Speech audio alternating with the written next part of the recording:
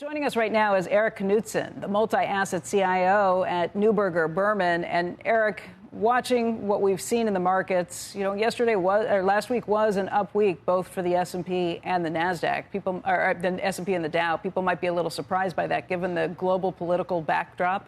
The bigger issue may be rates, though. That might be the immediate short-term motivator for what's been happening with the markets. Where do you think rates are headed next, and as a result, equities?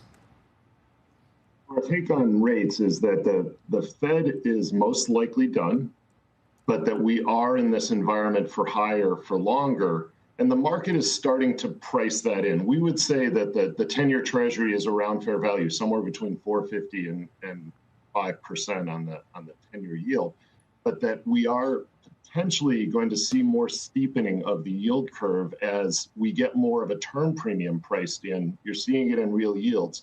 And this has to do with the notion of fiscal dominance, that we are running a 5 to 6% budget deficit, even in an environment, whereas Secretary Yellen points out that the overall U.S. economy is pretty good. Unemployment's pretty good. Inflation is coming down, although we think it'll be stickier than what the Fed or the other forecasters expect.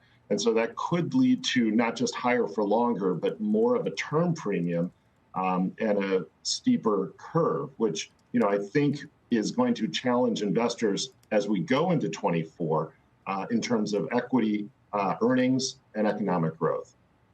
I know it's still about a month off before you are going to have to face another issue with the government being shut down. How much does that weigh on what you are thinking about when it comes to the markets, Erik?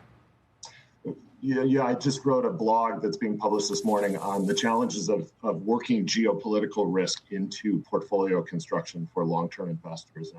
And our take is that it's very, very hard to trade around very specific events. And the tragedy that we're seeing unfold in the Middle East would have led us to believe that markets would have reacted quite differently. And yet, oil prices are down. As you said yesterday, was an up week for equity markets, certainly not consistent with expectations. And so it's hard to, forecast and trade very specific events. And in fact, humility, I think, is probably a key watchword for investors right now.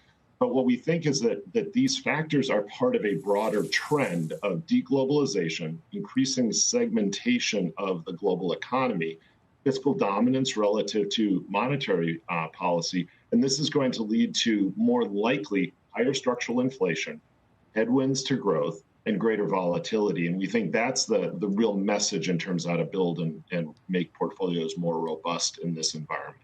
Which means what? Buy on the pullbacks? Well, there's certainly that. Be prepared for volatility when you build your portfolio. Bonds can actually now hedge against certain shocks, growth shocks in particular, with the yields where they are now. So bonds can be an important diversifier. We do think bonds, particularly higher quality bonds in the kind of 2 to 7 year maturity of the yield curve, are attractive right now, and even attractive relative to equities. Corporate bonds.